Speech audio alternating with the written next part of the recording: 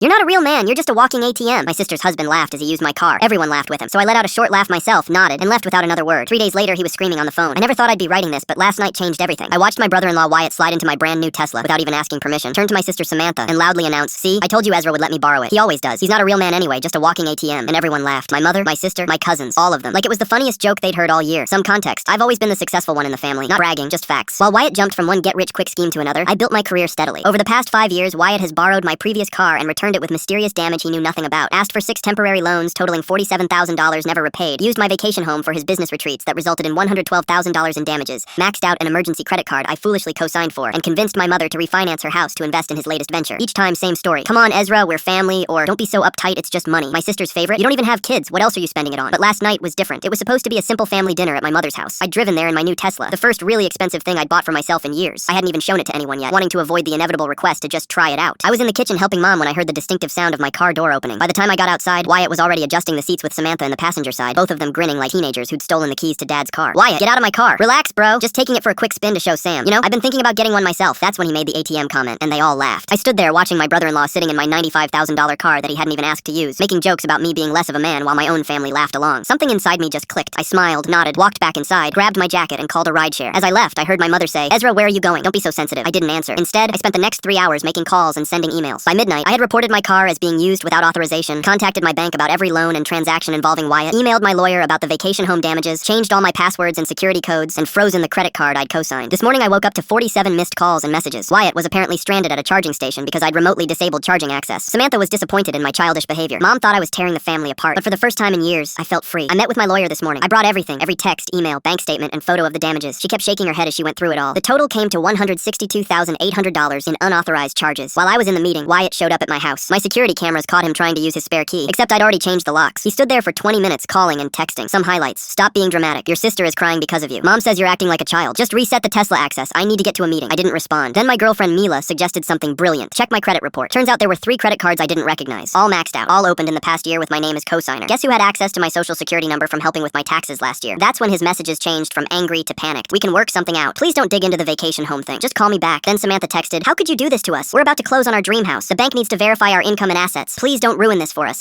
So that's what this was about. They needed my financials to look good for their loan application. The Tesla joyride, the ATM comments, all just frustration because I wasn't playing along. My lawyer says what they were planning would constitute mortgage fraud. She's drafting a letter to their loan officer with proof of their actual debts to me. Then we discovered Wyatt was renting my vacation home on rental sites for 2 years, pocketing the money. An hour ago, Wyatt left a voicemail, barely coherent. "You have no idea what's going to come out if you keep pushing this. Threat or confession?" Because I'm not pushing anything. I'm just finally letting go of the rope. They're the ones falling. Just now, my security alerted me. Someone's at my vacation property. The cameras show Wyatt's car removing boxes at 11 p.m. I've already called the police.